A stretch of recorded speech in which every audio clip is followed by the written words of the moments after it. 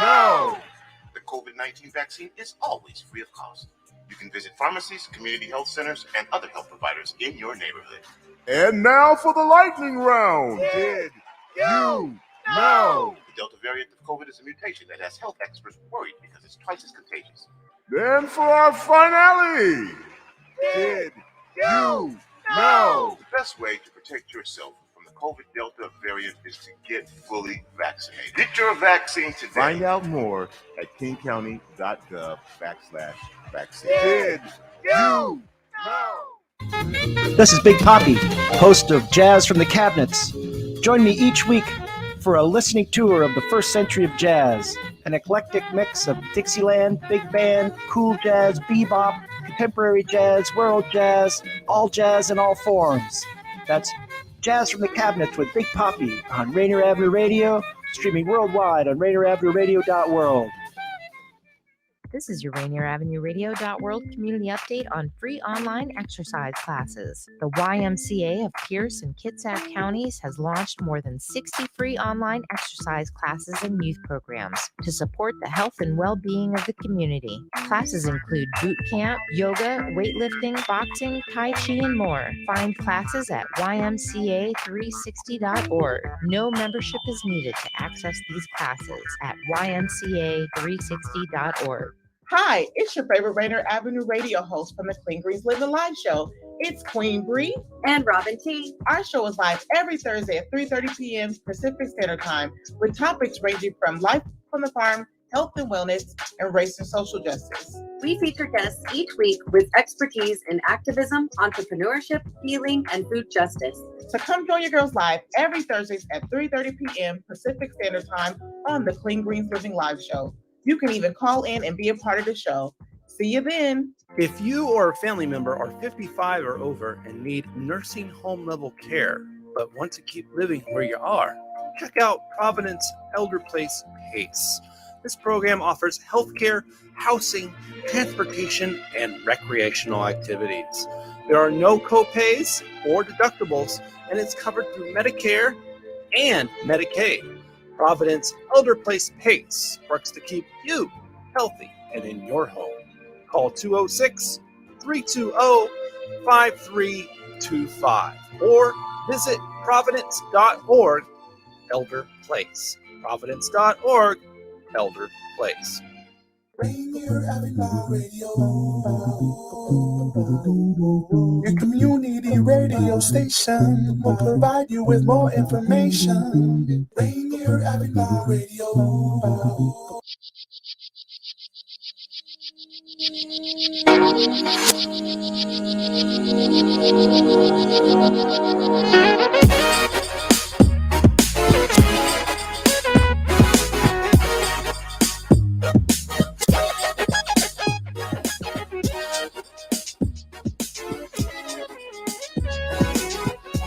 You're tuned in to Rainier Avenue Radio, your community radio station, on a very busy day for community events. We just got done having a press briefing from Seattle Public Health, Seattle King County, Officer Jeffrey Dushin on the latest developments of the coronavirus.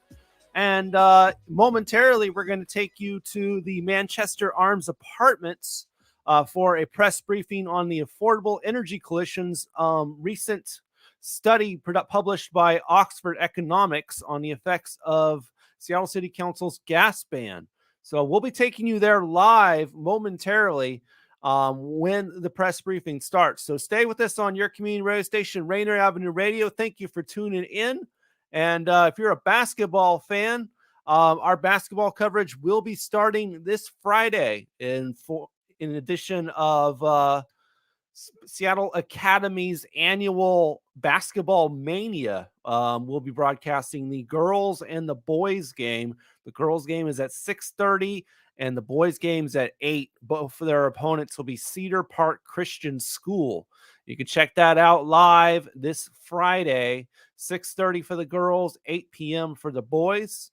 We'll take you to Manchester Arms Apartments when the briefing actually starts for their Affordable Energy Coalition press briefing on the effects of Seattle City Council's gas ban from a study. They'll be answering questions on a study for the effects of that gas ban on low-income communities. So stay with us live. When things start, we'll take you there.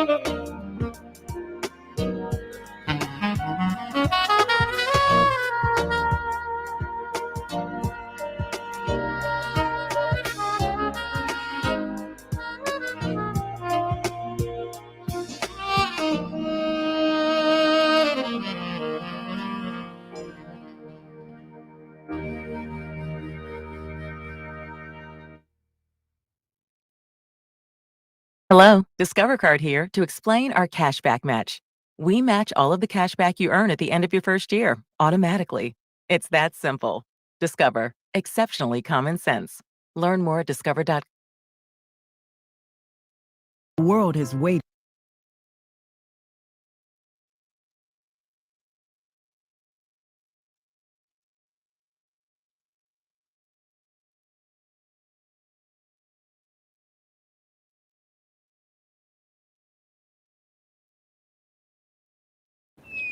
Having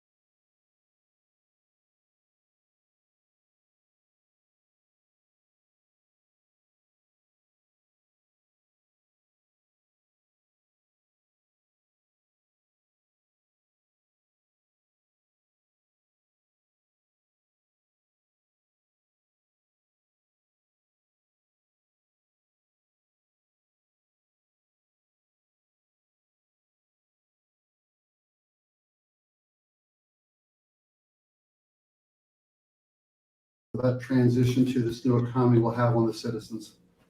So to that end, here today, we'd like to address a study that we have commissioned from Oxford Economics. This will show the economic impacts of the city's gas ban on the low-income and BIPOC communities of Seattle, the folks who are expected to deal with the cost of going green. Also with us today, community activists and property owners in Seattle. That being said, I'd like to start right now with by introducing Mr. Morris Groberman. Morris is a property owner in Seattle, owns multiple properties, many of which will be subjected to the effects of this new ban. Yeah. Let me slide by. Okay. I have no prepared remarks except to say I think the city of Seattle should be very pragmatic and thoughtful and think ahead before doing things. There's some issues that have been addressed by the city that were not well thought through, and they're having negative impacts on all over the community. And we just want to let them know that it's fine to do what we want to do. We want to all be better and greener, but we need to roll this out a little slower and be a little bit more pragmatic and thoughtful, and just make sure we don't impact people we don't want to impact. So that's all I really have to say about the matter at the time.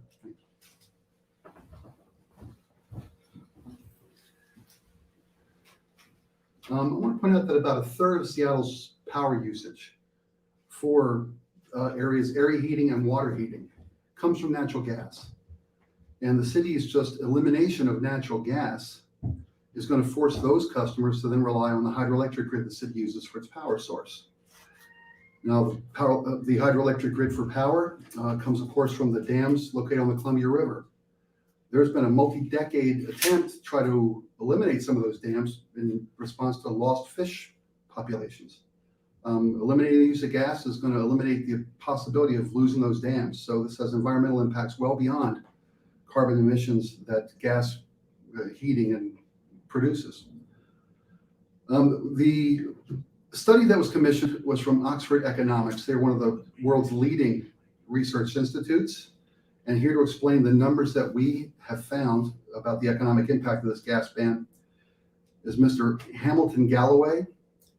And Hamilton will give you a quick overview of what the study found and the way that they arrived at these findings.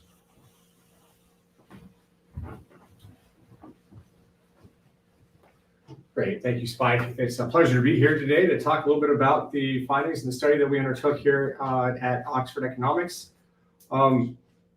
Before I get into the findings and some of the background and all that, just to share a little bit more about Oxford Economics, we are a global research organization with our initial beginnings actually at Oxford University back in the early 80s that we have since spun out to a global economic research organization.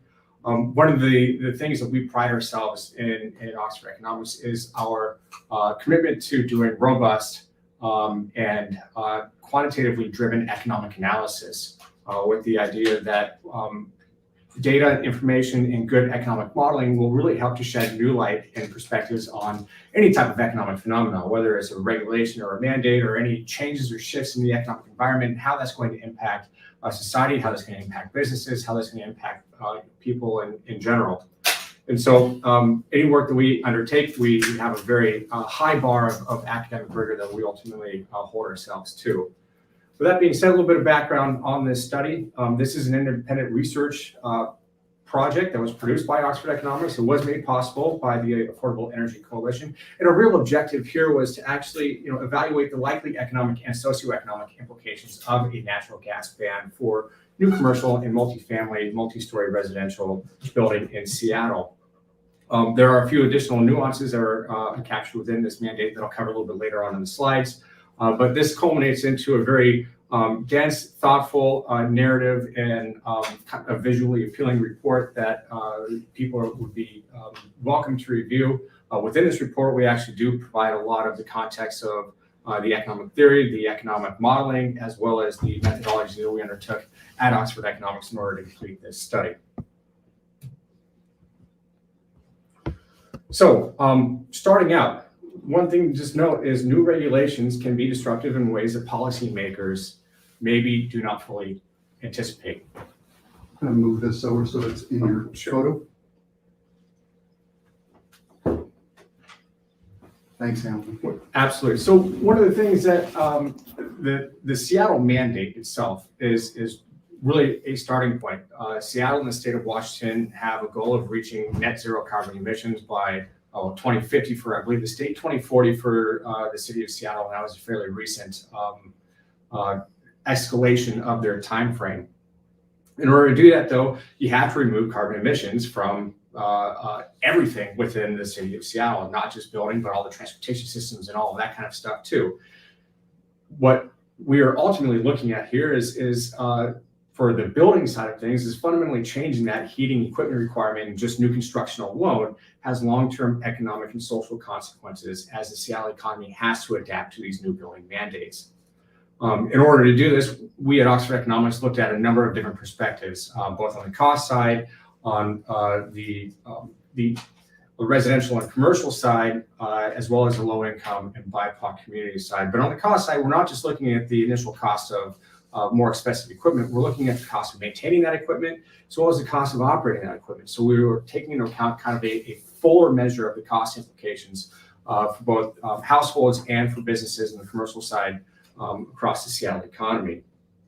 And we're doing this through the perspective and the lens of what is the transition from existing uses of both electric and natural gas heating within the Seattle economy to a transition of what the new mandate is saying, which is the use of heat pumps overall for future construction. So what does this actually mean? When we're talking about heating types, what we looked at is about 3 different specific heating technology types. The first being electric resistant, the second being heat pumps, which falls under the new mandate, and the third being this natural gas, which is now banned as part of this mandate. And getting a better sense of what are the specific cost implications and the uses of those specific heating technologies. When we start to think about things like electric resistance, which is very, very low equipment costs. It's very, very cheap to install electric resistance heating in households and in buildings. Hence the reason you see a high level of prevalence of that as a heating technology use across the city of Seattle. It's very cost effective to a point. It's cheap to install. The lifespan is very, very long for it. They tend to require very little maintenance. And they tend to be very reliable even on cold days.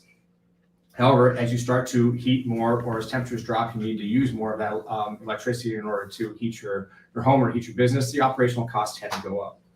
On the heat pump side of things, they're still using electricity to heat, but they have a very, very high upfront equipment cost. The cost of that installing heat pump technology into a building is very, very high. On top of that, the lifespan is much, much lower than you would find for electric resistance and even natural gas heating equipment. And the reliability starts to fail when temperatures start to drop. And I'll get into why that's important later on in terms of the cost side of things. But however, the operational cost, if temperatures stay fairly mild, the operational cost and the efficiency of heating using a heat pump is very, very good. It's a low cost. Hence the reason that the city of Seattle would want to see more heat pumps being installed in buildings, because it draws on less electricity that might be produced not just through hydro, but also through other electrical production methods. Now, lastly, on natural gas, you find natural gas being a bit more of that middle ground. The upfront cost of installing a furnace that runs on natural gas is lower than a heat pump. It's a bit more expensive than what you'd see for a electric resistance or a baseboard type of heater. The lifespan is pretty good. It lasts longer than a heat pump, but that doesn't last as long as, say, a electrical baseboard or electric resistance heater. But the operational costs are low, and they're comparatively low to even heat pumps. And the reason for this is the cost differential between natural gas and electricity is sufficient enough that in order to get the same type of heat and thermal output from a natural gas furnace, you're actually running about the same cost on an annualized basis between the two technologies. And so you have here this, not just the cost differential between a heat pump and a natural gas side of the equipment, but also the operational cost being about equal across the board.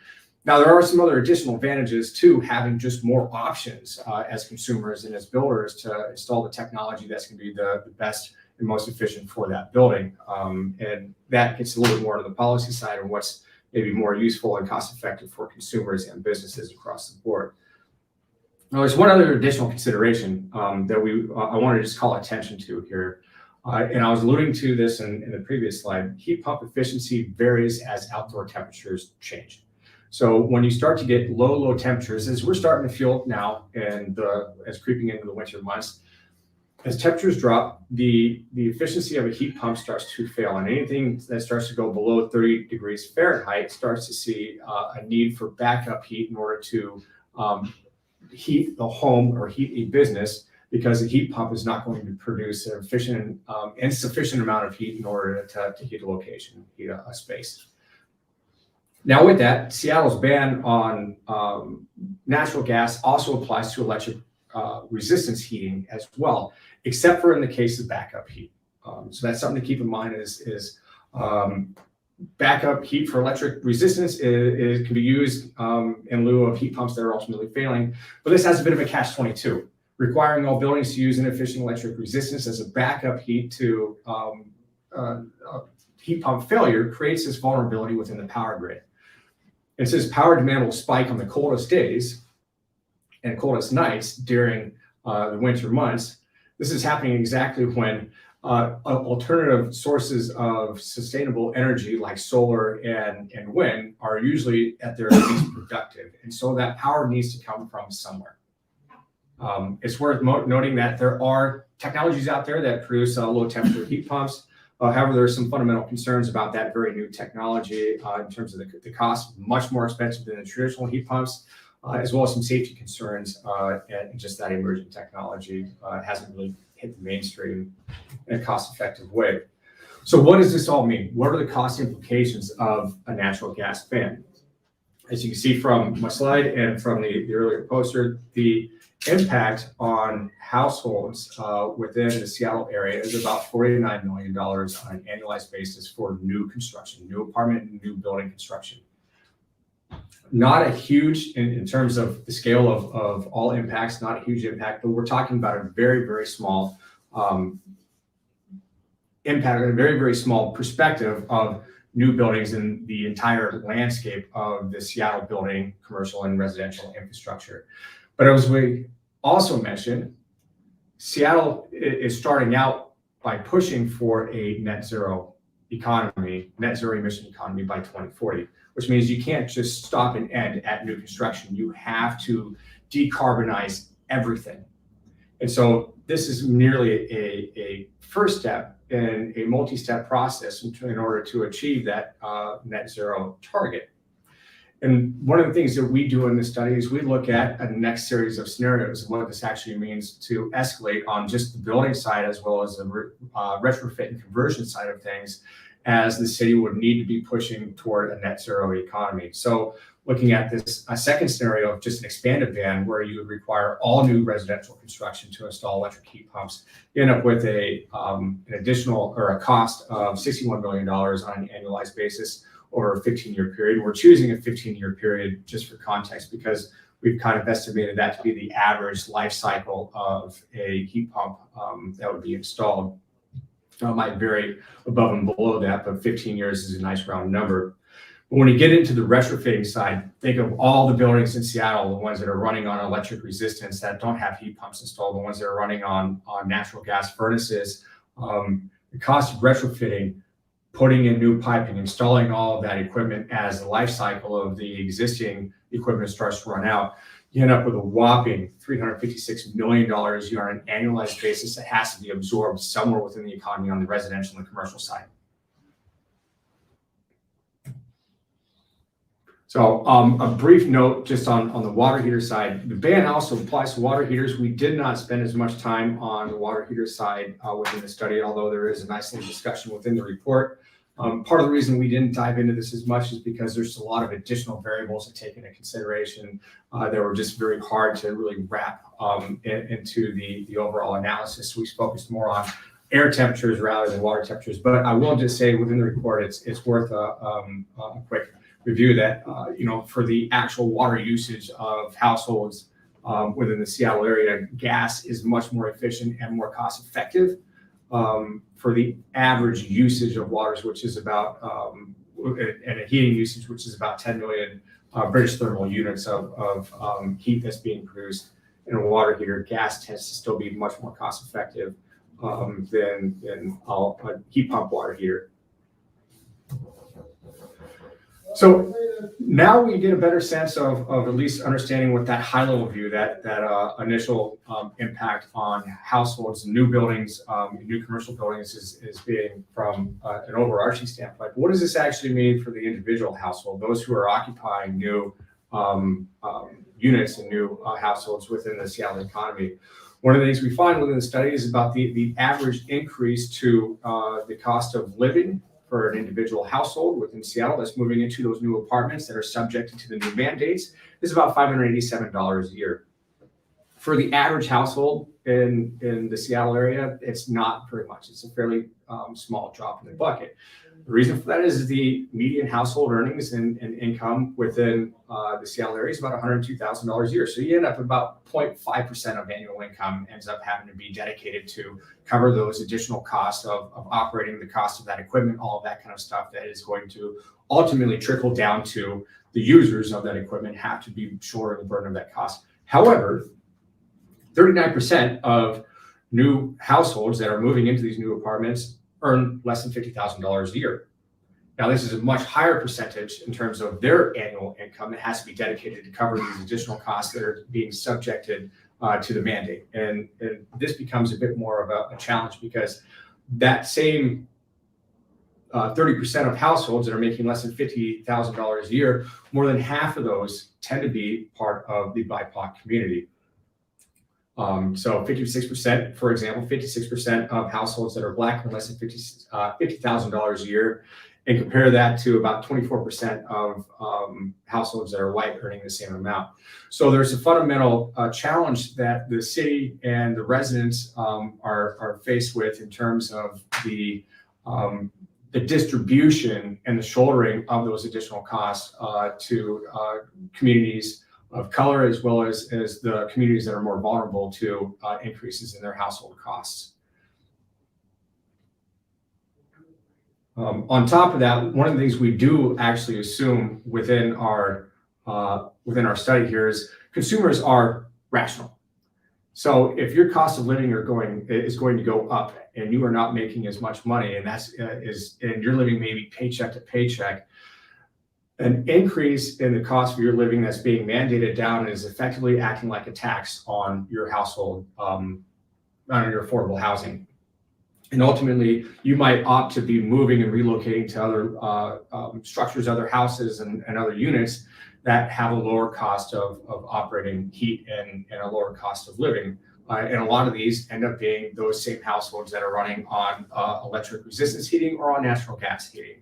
And there are cascading long-term implications that are going to be associated with that. As we talked about those earlier scenarios of the city that would have to be pushing further mandates for retrofitting those structures down the road in order to reach that net zero carbon emission. We're going to talk a little bit about that in another slide. One of the other things to mention, though, too, is there are some specific climate factors here for Seattle. Because the Puget Sound area has milder winters, a lot of the current households use electric resistance heat in order to provide their heating during colder months. As Spike was mentioning, there are about 30% or so of overall households across the city run on natural gas. The remaining typically run on electric heat. The bulk of that is electric resistance heating because heat pumps have only been around for about a decade and a bit, and there hasn't been a lot of new construction to replace all the existing infrastructure at that point. So what you have here is you have a certain percentage of heating that's being supplied through natural gas, and the remainder largely being supplied through electric resistance heating. When you start converting everybody over to electric, that creates some very, very difficult challenges to the electric grid. And on top of that, if you're pushing everybody into electric through heat pumps and you're hitting all those cool temperatures during the day, And during the evening, you end up stressing the low capacity for the grid in order to supply the electrical needs to heat homes for the residents in the Seattle area. And so ultimately, you would have to rely on other sources of electricity production that is not just on the hydro side. This could likely be through things like combined cycle natural gas power plants or something else in order to help supplement those electrical needs and those transmission needs. So just a few additional parting thoughts within this. Seattle, as Spike was mentioning, is largely electrified, and it draws a large portion of its electricity from those renewable sources. The Puget Sound area enjoys fairly low electric rates compared to a lot of other areas in the country. A lot of that is thanks to the hydroelectric system that is in place, even though some of that could be under threat for other reasons. It's worth mentioning that this electrification mandate from the city of Seattle will likely reduce carbon emissions in the Seattle area, but it might not be by as much as policymakers actually think. And the reason for this is when you force heat pumps, which also have an air conditioning function, you end up with a result of increased power demand during summer months as well. If you give households the option to cool their homes, whereas previously in the bulk of the infrastructure and the bulk of the households and businesses in the Seattle area, they didn't really use AC. Now they have the option for AC. When you start reaching peak temperatures during the summer months, that's also going to create demand for power. And so therefore, the energy savings, the CO2 emissions that are resulting from a longer period of electrical power usage tends to diminish over time. So you might not necessarily see the same types of CO2 emission reductions if all of a sudden you're creating an avenue for more power usage during summer months to cool homes. On top of that, the cost of carbon reduction on businesses and households is exceedingly high compared to the emissions reduction. Now, when we're thinking through the policy implications of a mandate that has a $49 million a year cost to the buildings, residents, and the commercial tenants of that new construction, and you're only seeing a very marginal reduction in the overall CO2 emissions resulting from that mandate, it creates a bit of a challenge of actually attaining, first and foremost, net zero carbon emissions, which is the goal of the city itself and the state of Washington.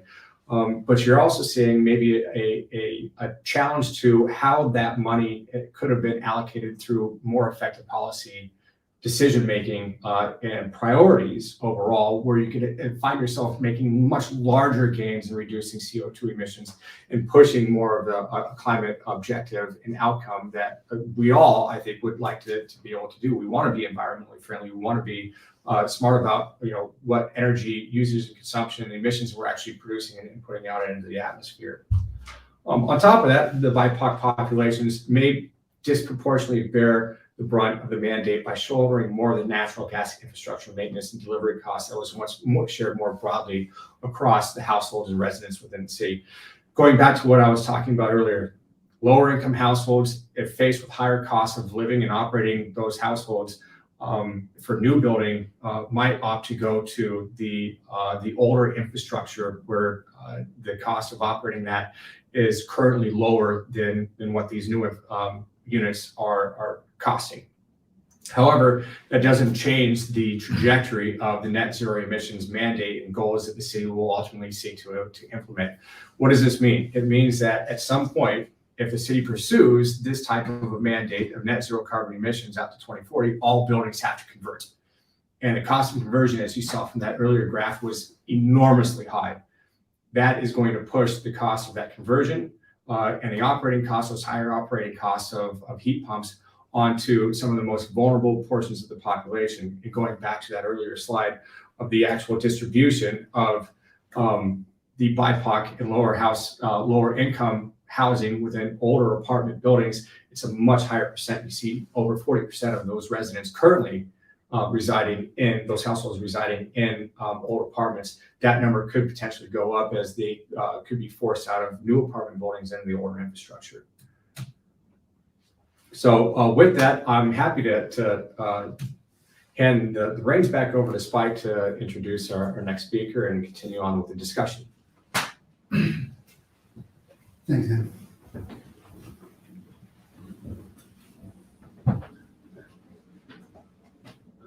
Well, the Affordable Energy Coalition, as I mentioned, we totally respect the need to evolve the city's energy uses.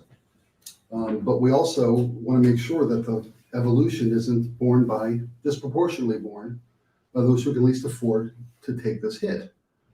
The city has what they call Seattle's Race and Social Justice Initiative. And we love the city's ideas here. The fact that they want to make sure that Seattle is equitable for all of its citizens, regardless of race. We appreciate that Seattle wants to become a green city and is a national leader in policies that help and fight climate change. One of the city's toolkits, as they call it, for equity and social justice and race, requires that the city run new legislation through a series of checks in their toolkit to determine the benefit and or burden of any initiative on the citizens of color and low-income citizens of their city. Also to minimize harm to those populations by any initiatives that the city takes on. Now, the findings of the Oxford Economic Study show that the economic impact of this gas ban is going to be sizable. The city's blanket validation of making these changes is that climate change affects communities of color more so than other communities because they don't have the ability to relocate. And while that may be a true element of their decision-making, we realize that the reality is people have to live in the city of Seattle. And Seattle is already the third least affordable city to live in America. And there's already a shortage of labor in the city of Seattle, as there is nationwide. Asking a community to bear higher energy costs, utility costs, is going to take a population that lives in Seattle that can barely afford to stay here now, increase the cost of living here, and drive that workforce out of the city. That's bad for business. But it's worse for the community that can't afford to live in the city they want to live in Seattle. With us now is Mr. Joseph Jeffrey. Excuse me. Is it Joe or Joseph? Joseph. Joseph Jesse. Joseph is a community activist. He is knowledgeable in the city of Seattle's evolution on these issues of race equity, of home ownership, and I'd like him to speak to the findings, effects on the BIPOC community and low-income community in Seattle.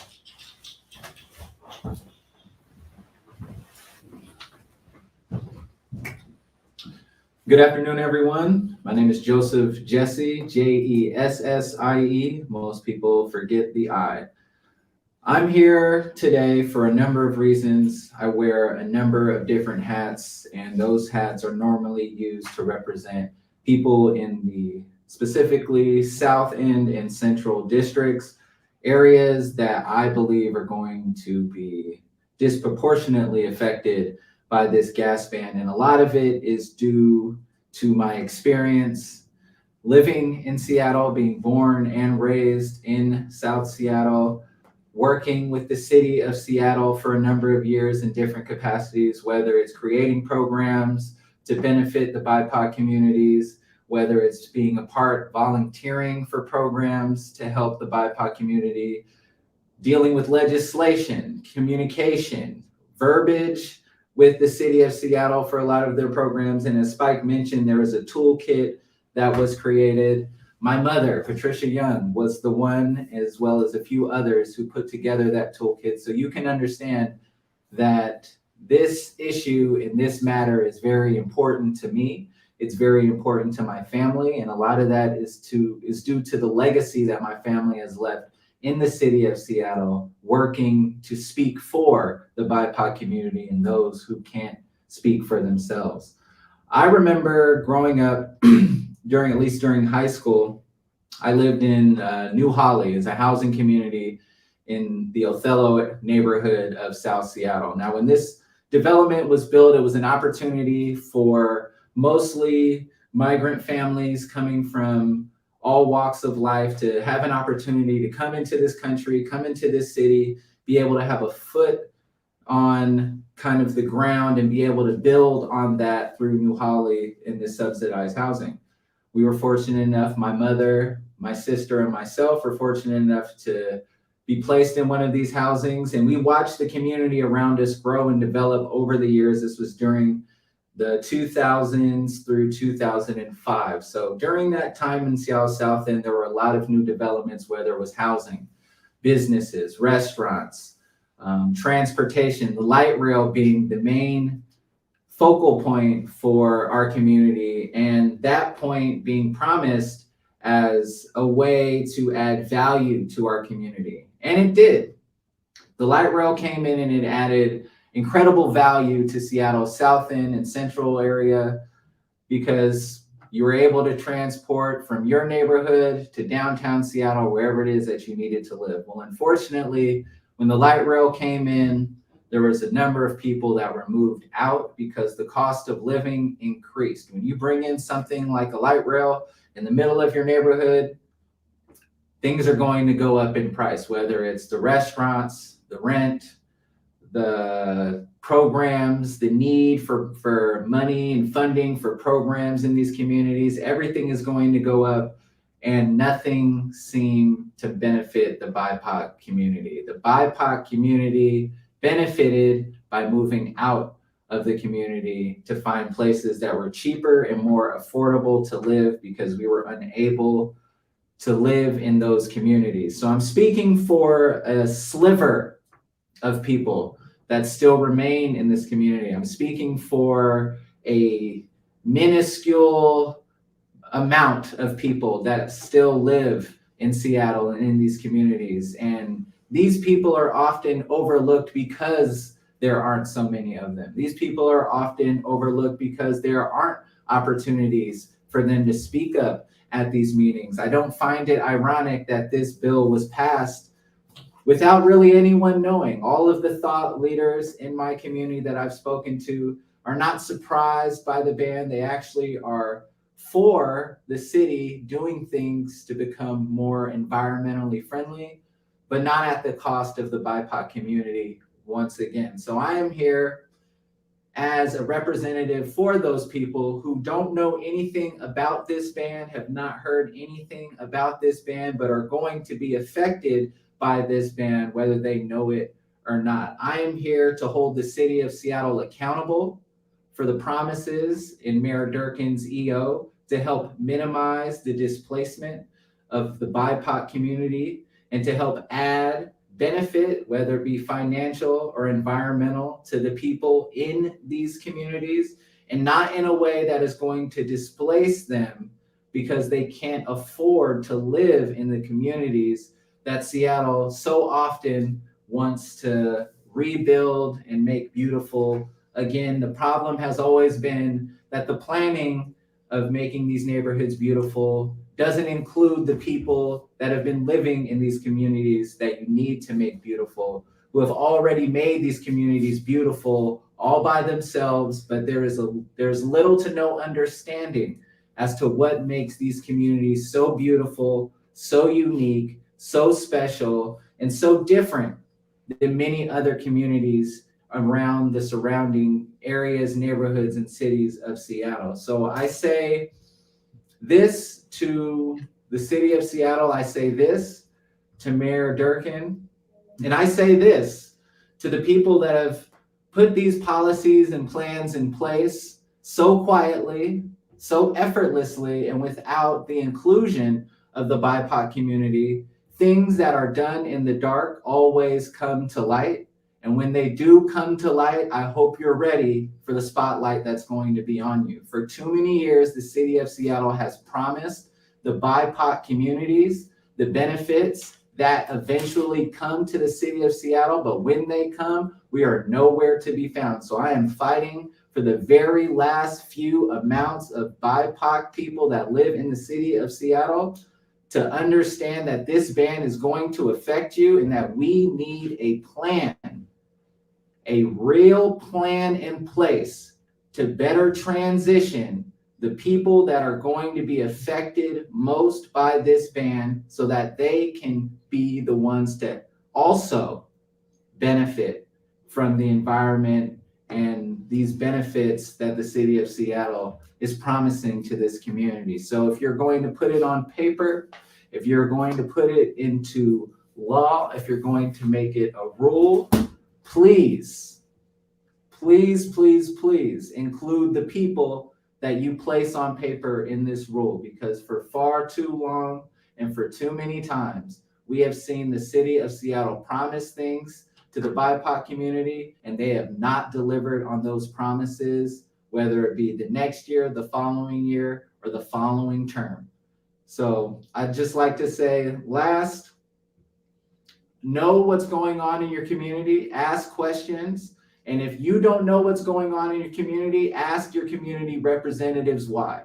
If they don't know what's going on, that's troubling, because you need to know what's going on in your community with your representatives. My name is Joseph Jesse. I'm a representative of the BIPOC community. I am a young man who is a homeowner, and I am someone who is fighting for the people that can't fight for themselves. Thank you.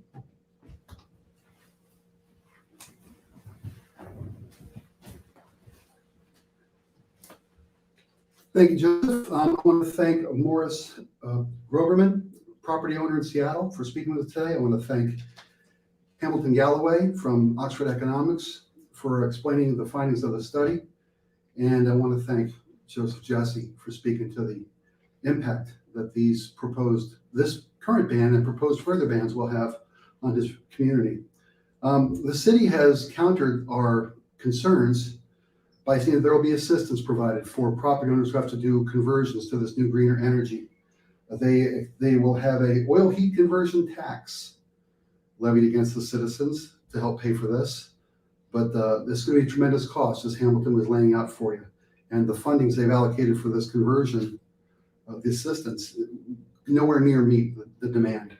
And for the citizens themselves who are affected by this potential ban, the state of Washington has already determined that 500,000 residents already qualify for federal energy assistance in the low-income heating and energy assistance program.